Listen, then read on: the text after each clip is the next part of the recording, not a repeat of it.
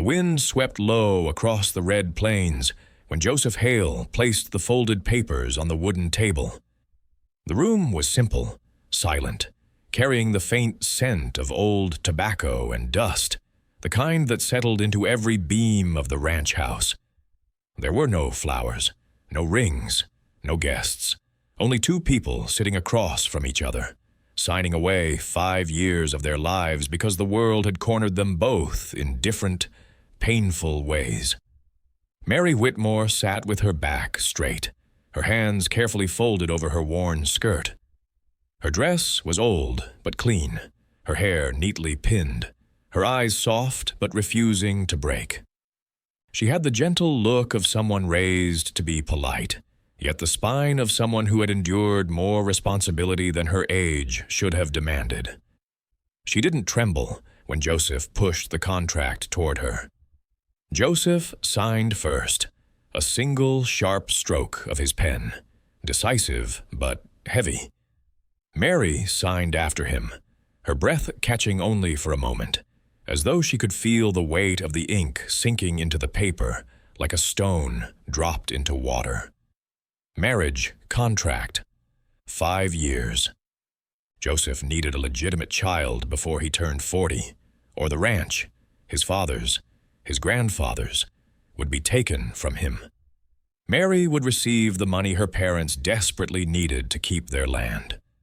No kiss, no vows. Only ink, obligation, and a long, heavy silence. Joseph didn't say a word after the signing. He simply stood, tipped his hat with the stiff politeness of a man who never learned how to be gentle, and walked out the door as if the air inside the house had suddenly become too tight around him. Mary watched him go, noting how his boots pressed deep into the dirt, how his shoulders hunched slightly, as if even the wind weighed on him. The ranch house loomed before her, larger than she expected, yet strangely hollow. When she stepped inside, the floorboards creaked like they were greeting a stranger. There were no curtains, no lace, no flowers. The walls were bare, save for a single photograph of a man who must have been Joseph's father. Stern eyes, rigid posture, a shadow of sorrow around the mouth. Mary placed her small valise on the table and opened it. 2 dresses, a comb, a Bible with her mother's handwriting inside the cover. That was all she owned in the world worth bringing. Joseph walked in again only long enough to say, "You can have the big room." Mary swallowed. "And you?" "The porch suits me fine."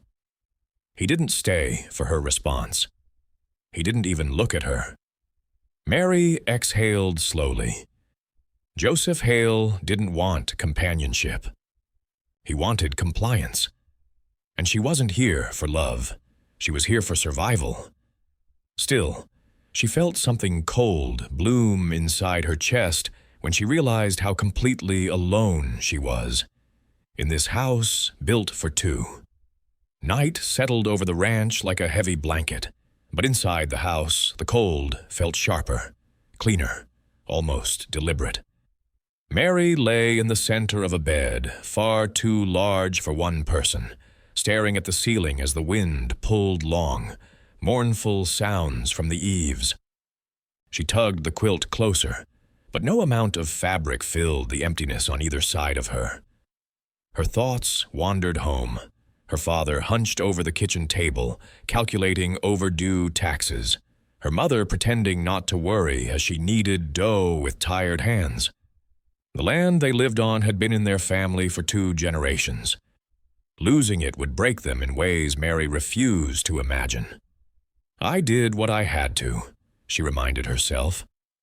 "I'll endure whatever comes." Outside, Joseph sat on the porch with his back against a post, coat drawn tight. He didn't sleep.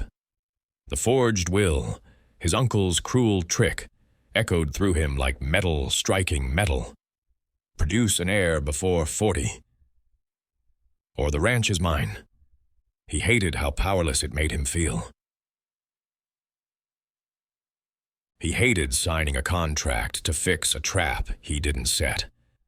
But more than anything, he hated the thought that Mary might believe he wanted this marriage. He didn't want a wife he couldn't be good to. He didn't want to disappoint someone else.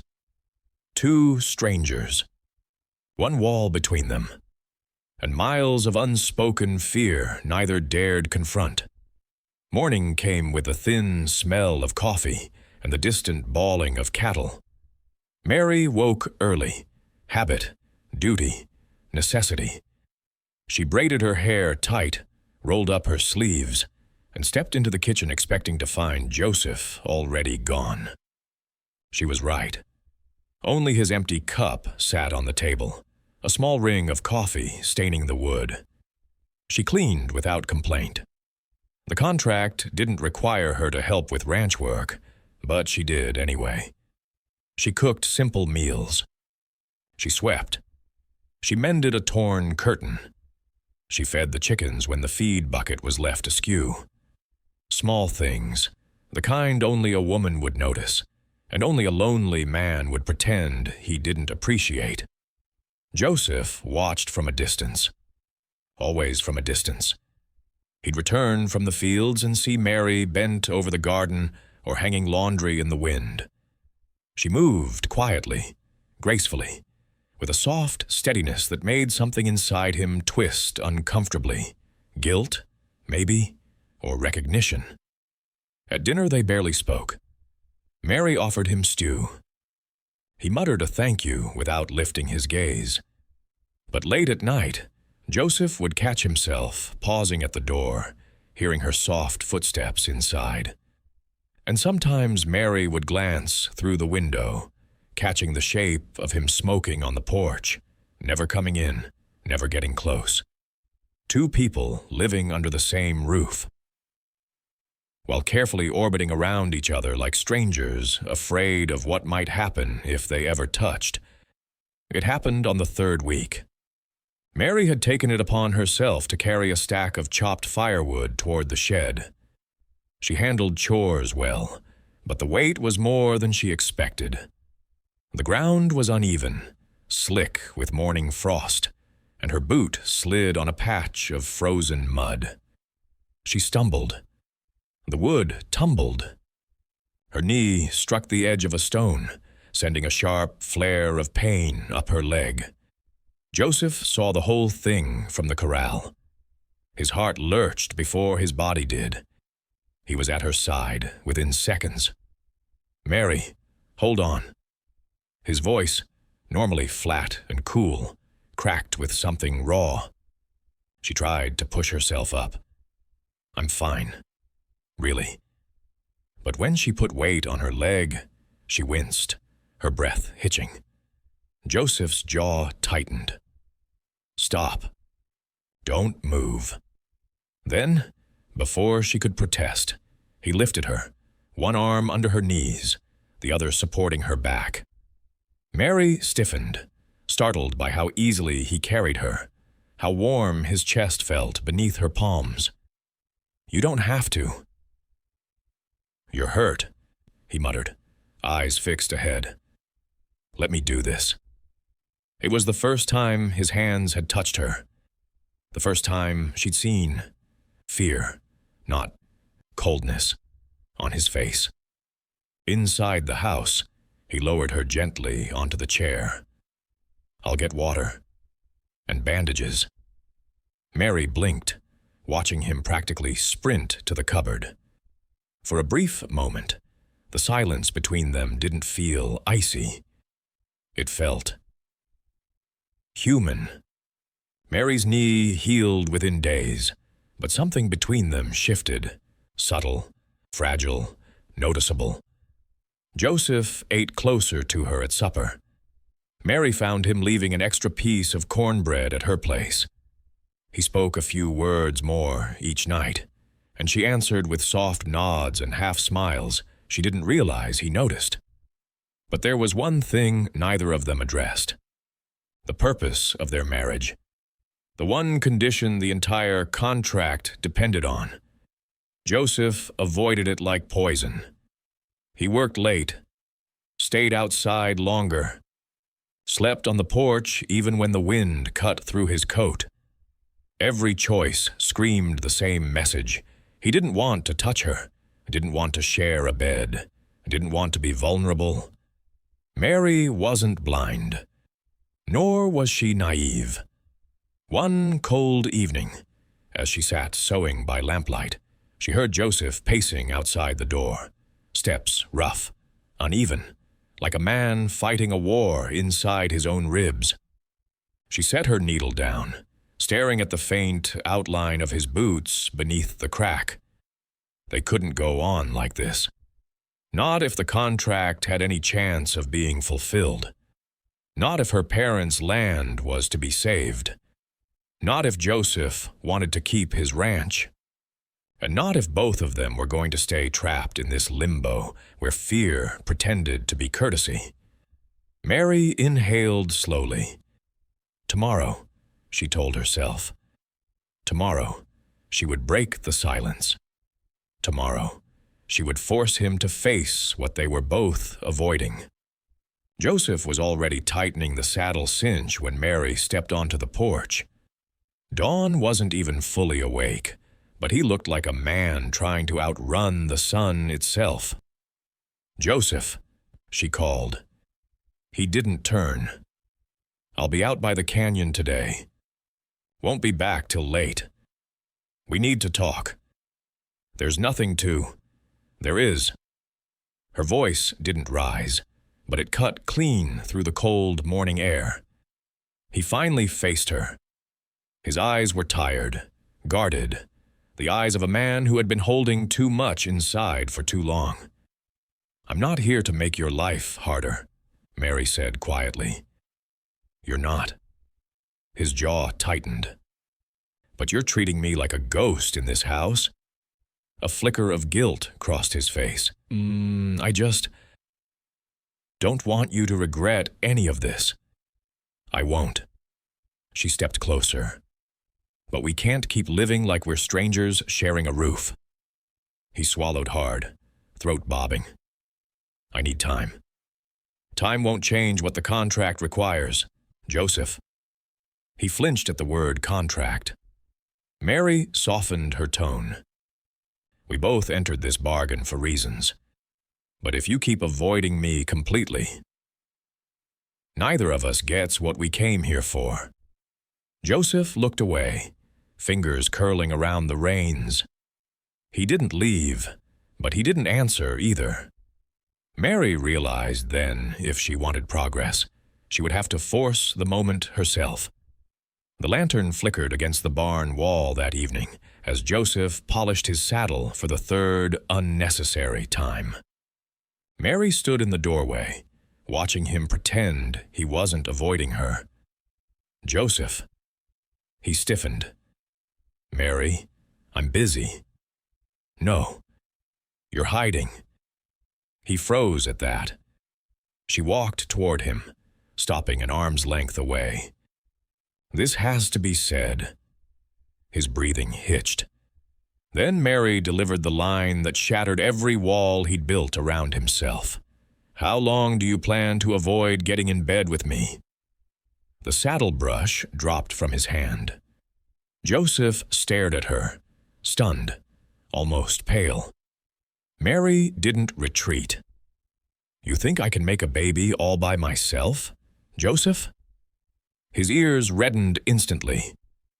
Embarrassment, fear, pride, all tangled. "It's not that," he murmured, voice unsteady. "Then what?" She pressed. He opened his mouth, closed it. The truth hovered in his eyes, shame, uncertainty, a fear of doing everything wrong. "I don't want to hurt you," he finally said. "And I don't want to spend the next year living beside someone who won't even look at me," she replied softly. "We made an agreement. You need an heir. I need the money to save my parents' land. If you keep running from this, we both lose." Joseph looked like a man standing on a cliff edge, terrified to jump, terrified not to. "Mary," he whispered, "I'm trying." "Then try with me," she said. "Just meet me halfway." Joseph stood in the bedroom doorway like a soldier walking into enemy fire. Mary sat on the edge of the bed, fingers clasped tightly together. Neither spoke at first. "You don't have to be afraid," she said gently. He let out a shaky breath. "I'm not afraid of you. I'm afraid of doing this wrong." "There is no wrong," she whispered. "There's only trying." He sat beside her, stiff as a fence post. The mattress dipped, and for the first time he felt her closeness, warm, steady, human. They approached each other awkwardly. His hands were hesitant. Hers trembled despite her resolve. Their first kiss missed slightly. Their first touch wasn't smooth. Nothing about it resembled the wild stories sung in saloons. But slowly, carefully, they found a rhythm. Not passionate. Not perfect. Just real. Two strangers trying to honor a bargain they barely understood. When it was over, Joseph lay flat on his back, staring at the ceiling like it might judge him. Was it all right?" he asked quietly. "It was enough," Mary said, and she meant it. He turned his head, eyes softening for the first time. "Thank you for being patient." She smiled faintly. "We're in this together, Joseph." For the first time since the agreement, they slept in the same bed. And Joseph didn't move to the porch. 3 quiet months slipped by after their first night together. Quiet, careful, but no longer cold. Joseph still spoke little, still moved around the ranch like a man made of stiff boards, but he didn't avoid Mary anymore. He fixed the loose hinge on her dresser without being asked. He left a mug of warm tea by her seat in the mornings. Small things. Awkward things. Things he didn't know how to say out loud. Mary worked the ranch with her usual determination, but one morning, halfway through feeding the chickens, she suddenly leaned against the fence, dizzy. Joseph rushed toward her, hands fumbling as if he'd never helped a human being before. "Mary? Mary, sit down. Here, lean on me. Slow, slow." She blinked, breath unsteady. "I'm fine. Just lightheaded." "No, you're not." His voice cracked more than he wanted. Their local midwife confirmed it 2 days later. Mary was pregnant. Joseph stood frozen, hat in hand, shoulders trembling with too many emotions at once. Relief, awe, terror. Mary watched him carefully. "You okay?" He nodded slowly, then knelt in front of her, both hands resting on her waist as if she were something fragile. "I just didn't think this would ever actually happen." She touched his cheek softly. "It is happening." That night, Joseph sat beside her in bed instead of hugging the edge. And for the first time, Mary felt his hand rest protectively over her belly without hesitation. Labor came early. Too early. A storm rolled over the valley, thunder shaking the cabin walls while Mary struggled for breath, gripping the bed sheets with white knuckles. The midwife barked orders. Joseph tried to stay strong, but his hands shook violently as he fetched towels, boiled water, held Mary upright through each wave of pain. "Joseph," she gasped. "I'm right here. I'm not going anywhere." But inside, he was falling apart. Every scream tore him open. Every minute felt like a lifetime dragging her closer to danger. At one point, Mary slumped back, too exhausted to speak. The midwife snapped. "She's fading. Keep her awake." Joseph grabbed Mary's hand, voice breaking.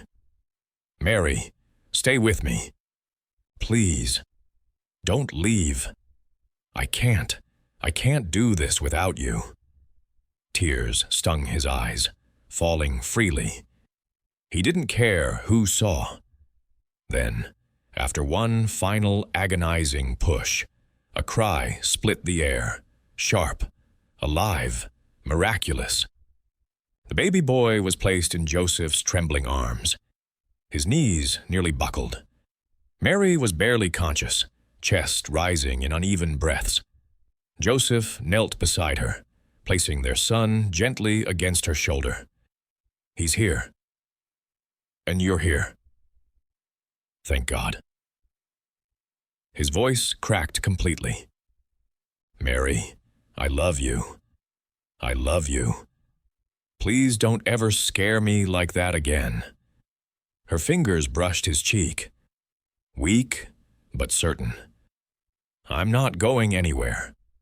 5 years later, the ranch echoed with a different kind of noise. Laughter. Their boy, Caleb, chased the family dog across the yard while the evening sun spilled gold over everything it touched. Joseph stepped outside holding a folded sheet of paper, the original contract. The one that said either party could walk away when the child turned 6.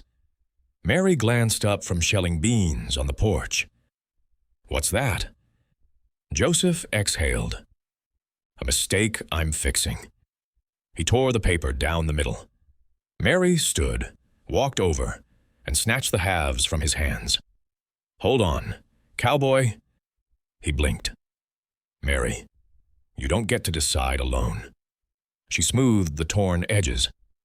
If we're renegotiating, we do it properly. She grabbed a pencil from the porch table and scribbled on the margin before handing it back. Joseph read aloud. Addendum. Joseph Hale will love, protect, and care for Mary Hale for as long as either one draws breath. Effective immediately. No expiration. He stared at the words. Simple, fierce, unmistakably Mary. Then he laughed, bright and unrestrained. Ma'am, he said, offering his hand. It's an honor to renew this agreement. Mary shook it firmly. Pleasure doing business with you. He pulled her close, kissed her slow, the kind of kiss that belonged to years of choosing each other, not contracts. Caleb's giggles echoed across the yard. Their family, once built on desperation, now lived on something stronger than any signature. Love. Chosen freely. Every single day,